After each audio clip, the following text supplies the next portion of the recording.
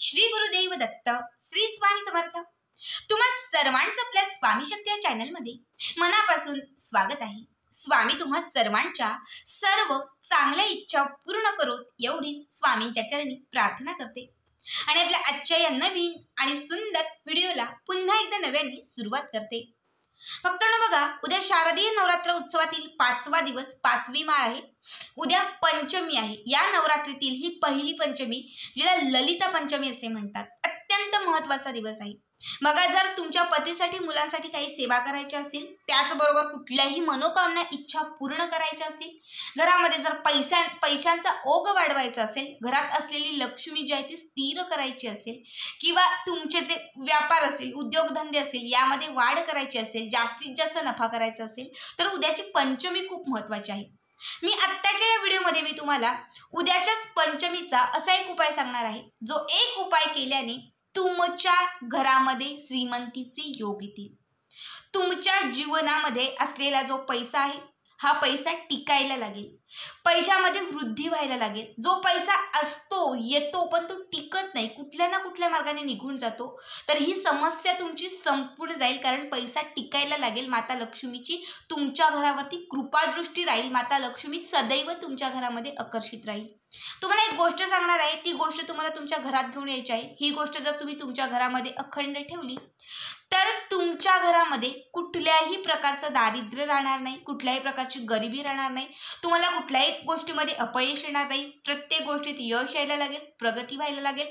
तुमचे प्रगतीचे मार्ग सगळे काही खुले होत जातील आणि ज्या काही अडलेल्या इच्छा असतील त्या इच्छा देखील पूर्ण होतील. बघा, हा जो उपाय आहे, हा उपाय तुम्हाला उद्या सकाळीच करायचा आहे.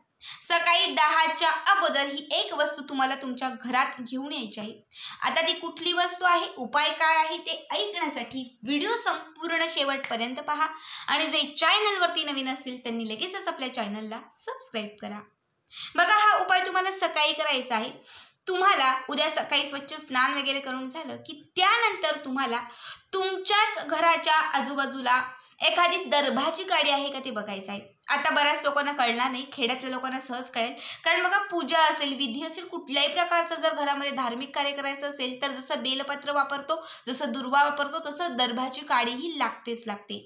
समजा जर तुमच्या इथे नसेल, पूजेचं साहित्य जिथे विकलं जातं तिथे जाऊन विचारा. जर त्यांच्याकडे असेल तर तिथून घ्या. जर दर्भाची काडी तुम्हाला भेटली नाही, तर त्याऐवजी तुम्हाला बेलवृक्षाची एक काडी घ्यायची आहे. आता बेलवृक्षाची काडी म्हणजे आता समजा बेलवृक्षाजवळ तुम्ही गेलात, तर तिथे एखादी काडी सुकलेली तुम्हाला दिसत असेल, तर ती सुकलेली काडी तोडायची आहे. आता सुकलेली काडी नसेलच, कारण पावसाचे पाण्याचे दिवस आहे, त्यामुळे सुकलेली काडी मिळणं थोडं मुश्किल आहे. समजा सुकलेली काडी नाही मिळाली, जी ओली काडी असेल, म्हणजे एखादी काडी छोटीशी तोडायची, त्याला पान वगैरे असेल ते तिथेच ठेवून द्यायचं आहे. फक्त एक काडीचा तुकडा तुम्हाला घरी घेऊन यायचा आहे. बघा, उद्या तुम्हाला 10च्या आतमध्ये हा उपाय करायचा आहे. 10च्या अगोदर, सकाळी 10च्या आत तुम्हाला ही काडी तुमच्या घरात घेऊन यायची आहे. शोधा कुठेही. शहरातल्या लोकांना नाही भेटलं तर नर्सरीमध्ये जा, तिथे असतातच, तिथून तुम्ही आणली तरीही चालेल. एखाद्या छोट्या रोपाची आणली तरीही चालेल. फक्त बेलाची काडी लागेल. फूल पान वगैरे काही, मूळ वगैरे काही नाही, फक्त काडी. नीट लक्षात ठेवा, ही काडी तुम्हाला घरात घेऊन यायची आहे. घरात घेऊन आल्यानंतर तुम्हाला एका वाटीमध्ये हळद कुंकू मिक्स करायचे. बघा, एका वाटीमध्ये हळद कुंकू, थोडंसं चंदन त्याच्यामध्ये टाकायचं आहे, थोडंसं पाणी टाकायचं आहे आणि हे मिक्स करायचं आहे. मिक्स करून तुम्हाला काय करायचं, ही जी काडी तुम्ही आणलेली, ही संपूर्ण काडी त्या म्हणजे हळद कुंकवामध्ये तुम्हाला पूर्ण बुडवायची आहे, संपूर्ण बुडवायची आहे. बुडवल्यानंतर तुम्हाला एक 10ची, 20ची, 50ची, 100ची कुठलीही एक नोट तुम्हाला घ्यायची आहे. ठीक आहे, कुठलीही एक नोट घ्यायची आहे. या नोटीवरती तुम्हाला एक मंत्र सांगते, तो तुम्हाला मंत्र लिहायचा आहे. एक मंत्र सांगते, या नोटीवरती कुठेही लिहा. आता विचारू नका ताई कुठे लिहा, कुठेही, जिथे तुम्हाला शक्य वाटेल तिथे तुम्हाला हा मंत्र लिहायचा आहे.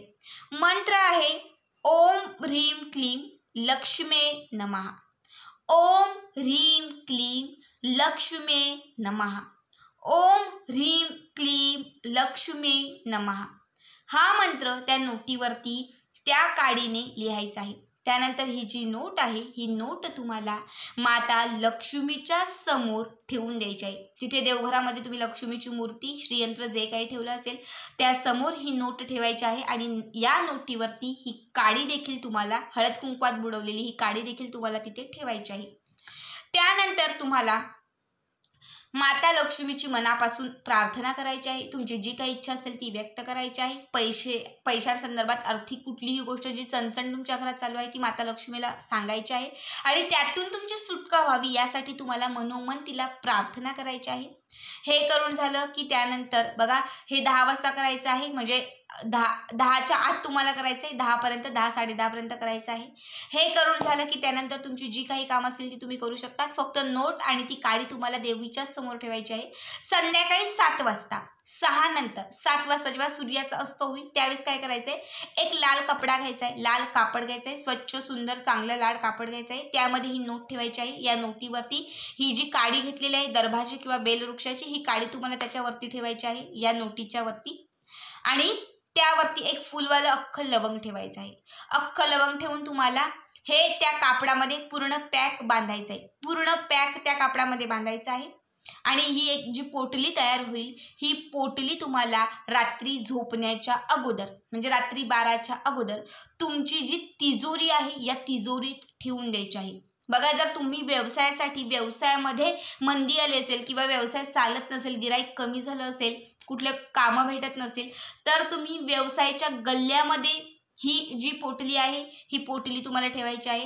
ही नोट जी आहे अखंड तुम्हाला तुमच्या तिजोरीमध्ये किंवा तुमच्या गल्ल्यामध्ये ठेवून द्यायची आहे।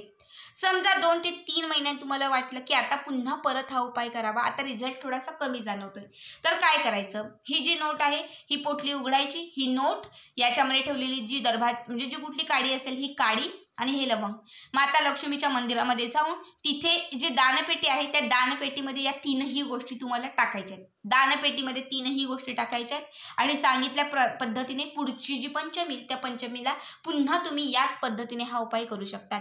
बघा बेलवृक्ष किंवा दर्भाची काडी यामध्ये साक्षात भगवंताचा देवाचा वास आहे।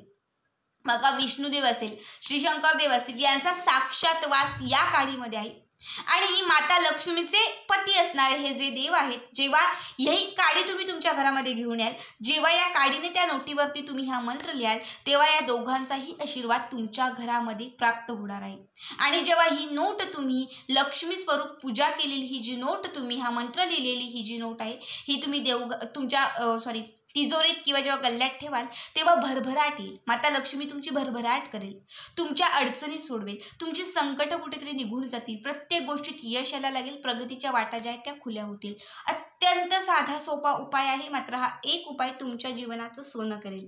प्रत्येकाने न चुकता उद्या हा उपाय नक्की करा आणि यातून होणारे लाभ जे आहेत ते आपल्या या व्हिडिओमध्ये नक्कीच कळवा। आजचा हा व्हिडिओ कसा वाटला कमेंट करा आणि पुढचे व्हिडिओ पाहण्यासाठी चॅनलला सबस्क्राईब करा। श्री स्वामी समर्थ, जय जय स्वामी समर्थ।